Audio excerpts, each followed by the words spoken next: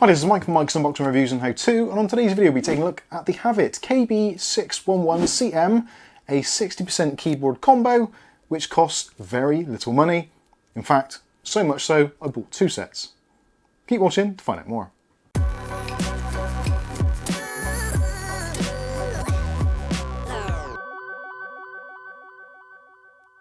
So first of all, I should say a big thanks to Resin906 who actually messaged us on the Discord and basically pointed us in the direction of this. This was a deal on Amazon.co.uk, and the actual set, the mouse and this 60% mechanical gaming keyboard was a grand total of, well, $9.99 for the pair, which is kind of insane if you think about it. Now, obviously, if you're buying this after, if you're checking out the links in the video description below, you'll probably be paying considerably more.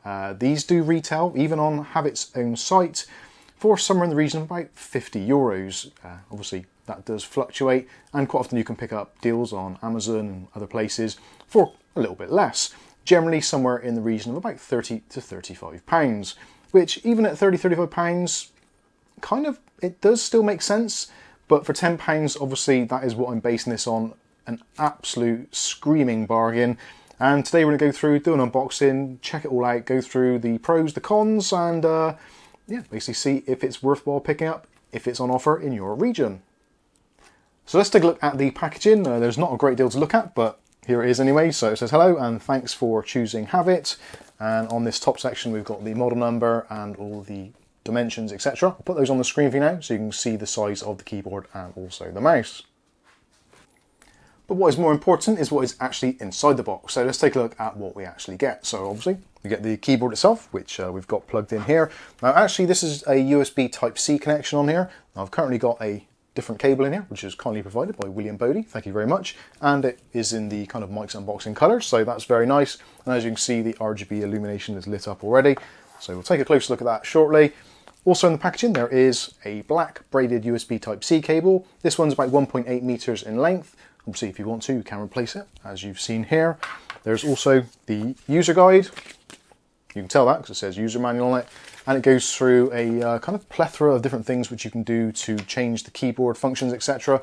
That is one of the things with a 60% keyboard, obviously, because there is a considerably small kind of deck area. A lot of the keyboard functions are duplicated and sometimes even triplicated. So you may want to have a read through this just so you know what the keyboard functions do to enable certain things, such as the arrow keys and RGB functions, etc. There's also a little leaflet in here, so if you're happy or if you're possibly unhappy, then you can get in contact with Havit. And they have various offices around the world, so there's a EU version, Hong Kong, China, there's a UK office, etc, etc, so you can get in touch with somebody to help you out. Now you do actually get a 18-month warranty with both of these items, so that's actually pretty good. Most of the kind of, I dare say, cheaper Chinese style keyboards, normally 30 days or a year's warranty is kind of the most you're likely to get. With these, you've got 18 months, so I think that's actually a pretty decent thing. Also included, there is a keycap puller, so if you've not seen one of these before, essentially what it does, it allows you to go over to any of your keys and pull the keycaps off for either cleaning purposes or perhaps you want to replace them. I don't think many people will be doing that, but certainly for kind of cleaning the deck and getting out crumbs, etc, could be quite handy. And also we get the mouse. So this is the Havit. This is the HV-MS732 mouse. So this is a 6-button mouse. And we've also got a nice braided USB cable on here, again about 1.8 meters in length. This is programmable, so you can do certain things with it, although in order to get the best out of it, there is a piece of sketchy software which you can download from Havit themselves, havit.hk, and they've got most of the drivers and things like that stored on a Google Drive somewhere. So yeah, a little bit on the sketchy side, but certainly you can download the software if you want to. And in fact, let's take a quick look at that on the computer right now. So this is the software running on my PC. You do have to have the mouse connected, so you can go through, do various things. Obviously, you can change your layout. So if you want a certain mouse key to do something different, you can go in and choose different options. It's all very sluggish. The app itself is pretty hideous, I'll be honest with you. And you can go through any changes you make when you click on the apply button. Basically, go and make yourself a cup of tea because it takes ages to update, which is yeah, not the best of things, but certainly it's better than nothing at all. You can also go in and change, obviously, RGB lighting. There's not a great deal you can do with the RGB lighting because of the kind of the cheapness of the mouse itself. The actual illumination is kind of always RGB of some sort. There are some other options you can go with, flow, rainbow, etc. You can also go with static colors, but you kind of need to set those actually in the DPI settings, of which there are 6. So you can go anywhere from 800 DPI up to 4800 DPI. Also got options in there for setting macros and all that kind of good stuff, should you wish to. But yeah, overall, software's okay, just it takes an extremely long time for it to update and kind of apply the settings to your mouse, which is a little bit frustrating. But again, like I said, it's better than nothing at all. The mouse itself, actually pretty nice, so looking around about 12 centimeters in length, around about 6 centimeters in width, and about 4 centimeters in height. Again, I'll put the exact measurements on the screen for you right now. There is a definite kind of hump to the mouse, which I personally like. I use a claw grip generally, and for me it's absolutely fine. Obviously, depending on what your usage is, you may differ. It's very much an ambidextrous mouse, although there are an additional 2 buttons on the left-hand side, so those are traditionally going to be used for backwards and forwards. Again, you can reprogram those if you want to in the mouse software. On the top, there is a single DPI button, so you can press that to go through the various DPI settings. Next to that, we've got the scroll wheel, which is kind of okay. It's got a little bit of a click to it, which hopefully you can hear just about. So not very notchy. Some people may prefer that. I do like the grip on it. It's actually got like almost like a car tire type of grip on there, so that's really good. And if you do want to make any changes, all we do, press the DPI button, it'll cycle through the preset ones which are actually in the mouse already. If you want to customize those, you can do in gradients between 800 and 4800, like I said before. There's no way of actually changing the colors of the mouse itself. So when you press the DPI button, it will change colors briefly. It will flash either blue, red, whatever you've selected, but it doesn't stick with it. So there's no way of actually adjusting the RGB or the lighting effects from the mouse itself. But overall, the mouse is okay. It's relatively lightweight. Also on the bottom, we've got some skid pads front and back, so that's fine. Again, this is an extremely cheap setup. At least it was what I paid for it. If you're paying a little bit more, then certainly I would say it's worth having a look around. Quite often you'll get things like the Corsair mice, some of the lower end ones, and also the Asus TUF M3, which is kind of one of my favourites in terms of this kind of shape. Can often be found for sort of 10 to 15 pounds, so potentially that might be an option, and maybe get the keyboard separately, which you can do. When it comes to the actual sensor in the mouse, I'll be honest, I have no idea whatsoever. I haven't taken it apart to have a look. I'm guessing it's not going to be a PixArt sensor. If anything, it's going to be a clone of that, but it is an optical mouse, so it does track actually quite well. I've used this for a little bit of a gaming session, and yeah, it does what it's meant to do. It tracks well. The buttons are all quite nice and clicky, as we'll take a look at now.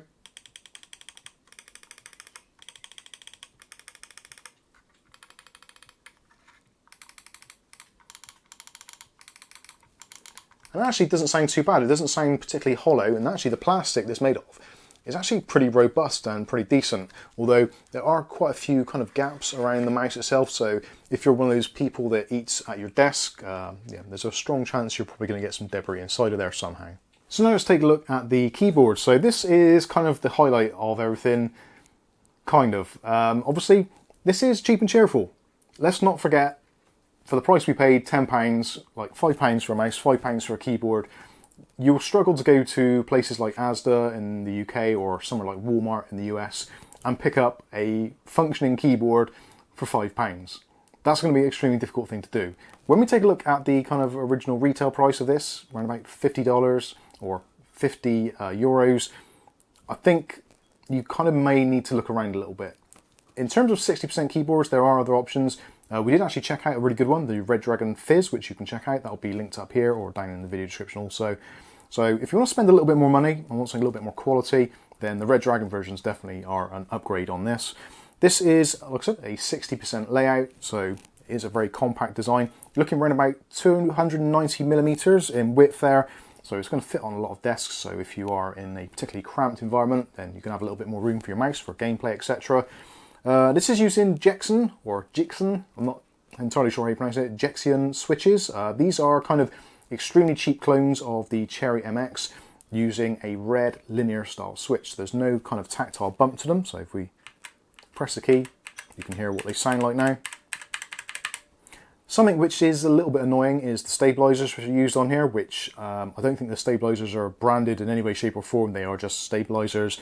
There's quite a lot of wobble to them, if I'm being negative about it. So you look at the space bar, there is quite a lot of wobble, and the larger keys, especially the shift key, just tapping it, it does kind of rattle around, and you'll probably see some B-roll of me when I've removed the space bar. You can see the actual stabilizers, and they are literally just loose in their housing. So potentially with a glue gun or a little bit of extra lube, or just pack them out a little bit, you probably could get much better results out of them. But in terms of the rest of the keys are absolutely fine. They actually sound quite nice. If you like that sort of noise, it's really good. So yeah, I've got no qualms really against the actual type of switch which is used. It isn't hot swappable, although you can, like I said, you can remove the keycaps if you want to with the keycap puller.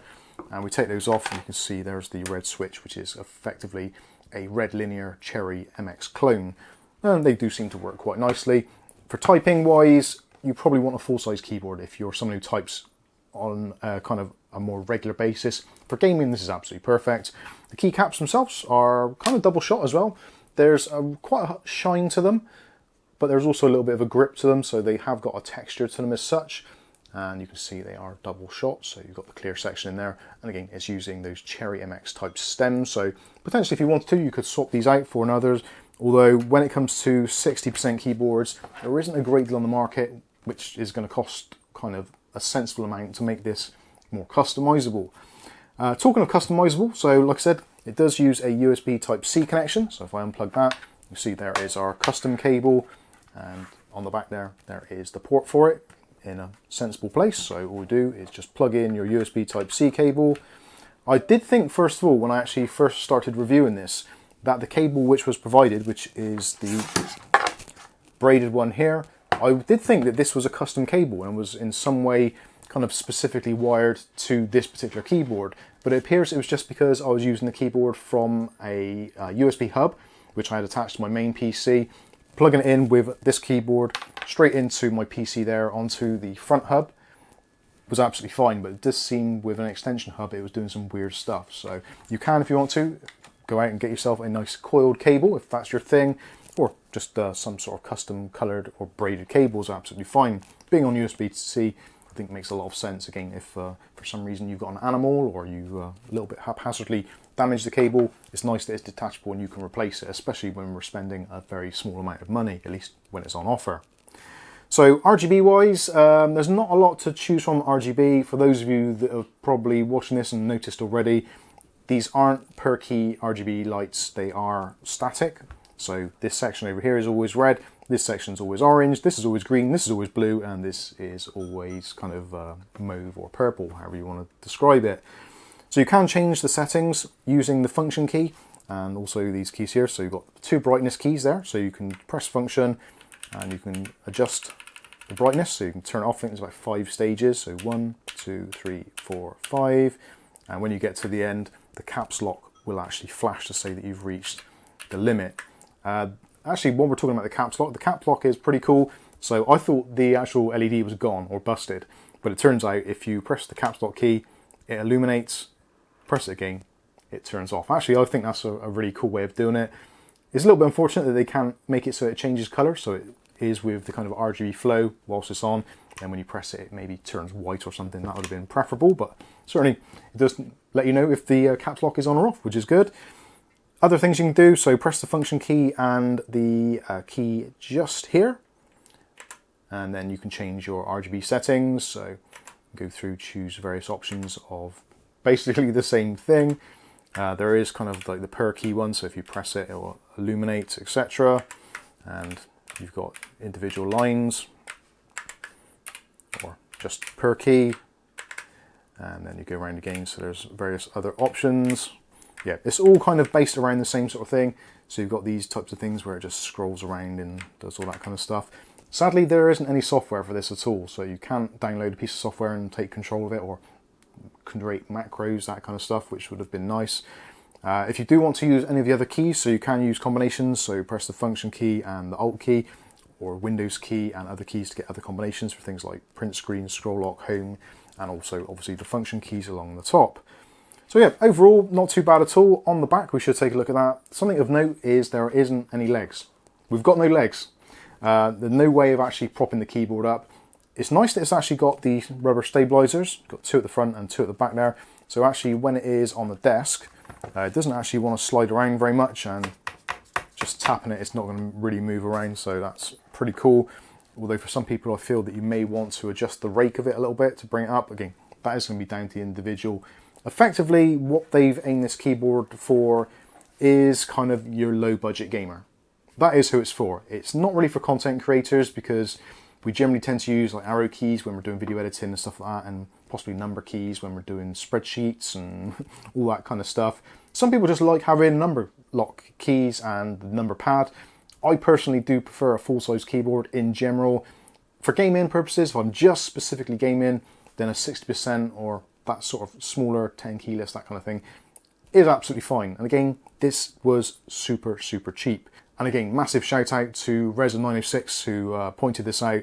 Again, for the deal that was £10, absolutely phenomenal. And don't forget, if you do want to pick up any of these bargains, which we post, both on our Discord and also in the community section, you can also join ShopSmart on Facebook. I'll put links for that in the video description as well.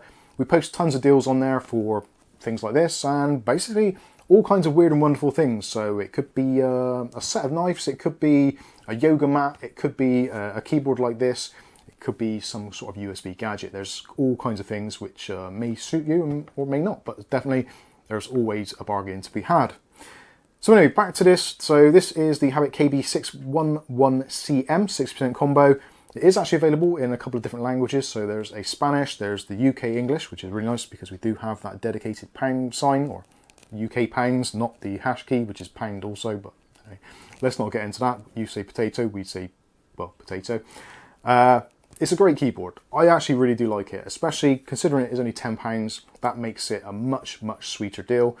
At the kind of normal-ish price on Amazon.co.uk and also Amazon US, for somewhere in the region of about £30 to £35 or $35, I think you do have to seriously consider other options on the market, especially potentially you could go to AliExpress and pick up something very similar for a little bit less money. Again, the Red Dragon Fizz, certainly an option, much better stabilizers, much better switches, and kind of arguably slightly better build quality. Although this isn't bad, and because it is quite small, there isn't any flex in the deck at all. It's absolutely solid, so they've done a particularly good job. This is going to take the knocks and bumps really well, so if you're thinking maybe if you're a parent, you're going to buy this for a child or as a gift for someone who's into gaming and is a little bit kind of rough and ready with their keyboard and mouse, I think you can do really well. It's very, very well built. Like I said, the plastic in the mouse especially is like ridiculous, and there's virtually no creak in it at all. A few gaps in there for letting in water and debris, that sort of stuff, but other than that, I think it's absolutely fine. The RGB illumination on it looks really good, as it does on the keyboard really, as long as you don't want that kind of perky lighting. Yeah, overall, it's hard to really say that it's a bad setup. There's going to be people out there who kind of like their switches and like their quality components and immediately going to be turned off by this. And I totally get it. If you've got the money and you can afford to buy something slightly more luxurious, then hey, why not? Go for it. And whilst you're at it, use our affiliate links. But for those of you that are on a slightly tighter budget and you may be thinking, do I spend £100 on a keyboard and mouse combo, or do I put that £100 into my graphics card? Clearly, you're going to get much more benefit putting that budget into a graphics card or better processor or more RAM, whatever it is, and skimping a little bit on these components for gameplay. Obviously, you can upgrade them whenever you want to, so the money that you've put into your graphics card is going to be better off invested there, in my opinion. But my opinion isn't what counts, what yours is, so let us know what you think about this one in the comments section below. Again, for £10, an absolute steal, fantastic value for money. At the normal retail price, around about £35, I guess you do have to sort of look elsewhere a little bit, but I think it's still actually pretty hard to beat. So anyway, this has been the Havit KB611CM 60% combo kit. I've been Mike. This is Mike's Unboxing Reviews and How To, and hopefully we'll catch you in the very next video. Thanks for watching.